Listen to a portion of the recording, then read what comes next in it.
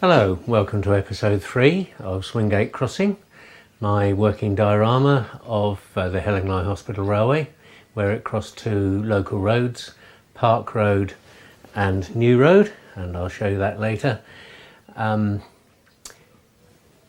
a bit warmer, so a short sleeve shirt today rather than a jumper, and I've got the windows open, so you'll hear some birds chattering away probably, including this pair of Housemartins who've taken up residence outside our bedroom window, and they've been entertaining us with their comings and goings. It's an amazing structure, as are of course railway structures. So let's get back to the railway. I went this week to Compass Models at Rotherfield here in East Sussex and got some Modroc amongst other things, and it's good to have them back open again, and good friendly service. I've got no financial connection with them apart from handing over some money occasionally to buy things, but it's good to have them open and to be able to actually go in person and pick things up. So it's about 30 years since I last used Modroc, so it's going to be a bit of a learning curve getting back into it. Anyway, let's look in on the railway a bit, to zoom in a bit, and first of all, you remember the loco and the brake van. Well, take those off out of the way. And I'm going to do these various areas here, here and here with Modroc. These road surfaces I'll probably do with a little thin skim of polyfiller to represent the sort of stony material probably in use. Well, I think it was tarmac just after the war, but we shall see. Anyway, so that's the project this time, is to get that done. We're going to have hedges along here, probably a little bit of metal fence here, because there is, in one of the photos it does show metal fencing there, and again hedges here. I think we'll have a small bungalow here, because there is a bungalow there. That's Knight's Nurseries ground, so there'll be a sign there. So that's how it's all hopefully going to turn out, but we'll make a start first with the Modroc. Right, so I've got this packet of Modroc, and we'll get the packet open. Oops. Now it does say in the instructions, I read through the packet, that you have to keep this stuff dry, because otherwise it absorbs the moisture. So I'll keep it away from the bowl of water for the moment. And we'll just snip that off. First of all, I need to see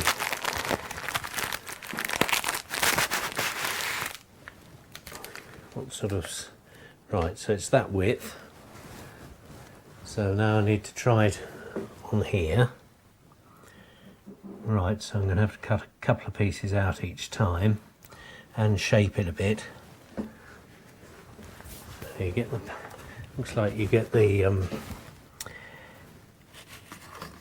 plaster powder everywhere, but we shall see what happens. Right, so I'll snip it along like that. So that's the first piece to go like that. Then once 2 or 3 layers, so we'll do it slightly different for other bits, like we'll go across like that. Oh, no, that's not going to work very well, is it? Oh, it'll go in somewhere else. Let's cut a curve in it. That can sort of go up there. And we'll cut another piece out of there.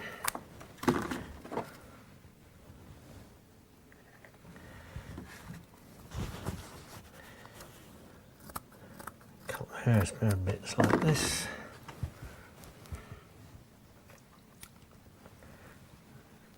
I'll go round like that. Okay, and then we want another bigger piece. To go on the top of that. Right, we'll see how that goes. Now the other thing I'm going to do is grab the PVA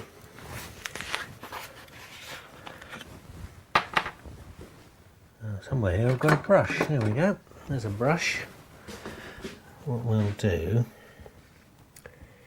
if I can get the stuff out, just to put a bit round there to help it stick down.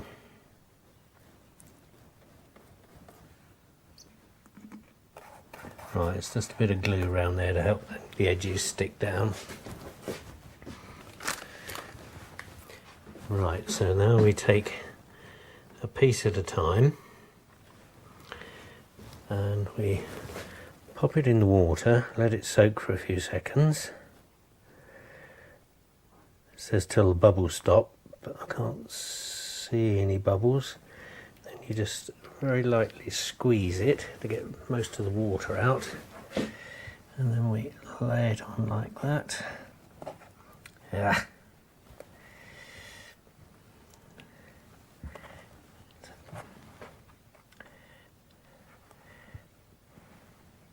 It's not quite working as I thought it was going to, but we'll get there in a minute. There we are, we'll smooth that out. Right, that's going to be slightly different from what I originally thought, but we'll...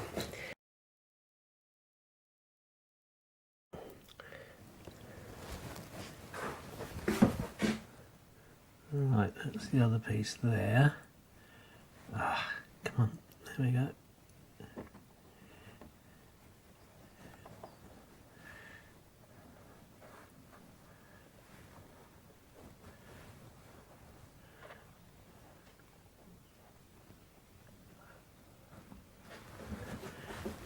Right, well that's the first section done. I'm going to stop it now, and when I come back I'll do a high-speed version of the rest. So here we go, doing the bit that's going to be Knight's Nurseries, and getting more used to the hang of it now. The tricky bit is always getting that back up against the back seam there to seal properly, so you don't get any sort of odd gaps and so forth. Now I'm going to do what is going to be the cattle field, and a little bit just across the road as well I did. There we go. And then smoothing it all over so you don't get that texture of the gauze coming through. This will be the ploughed field eventually, and so this is really just a sub-layer going in before putting in the grass that's being turned over in the ploughed field. And this is going to have a building. I'm not sure it's going to be a bungalow or a barn yet.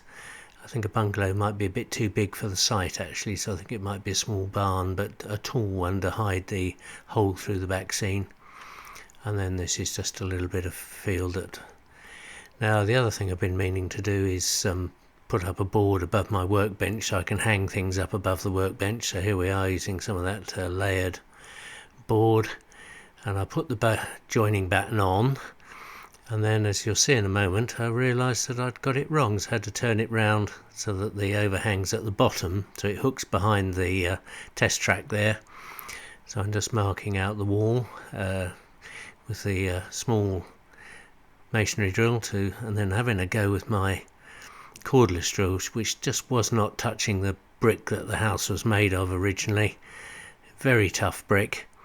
So in the end I had to pop downstairs, come back again in with the corded drill. My wife just popped in there to have a quick look, and used the corded drill, and even that was pretty hard going, getting into the brick. So I can put the raw plugs in, pop down, get the vacuum cleaner, have a quick clean up, and pop the board up in, and the next episode it'll all be painted and ready to go.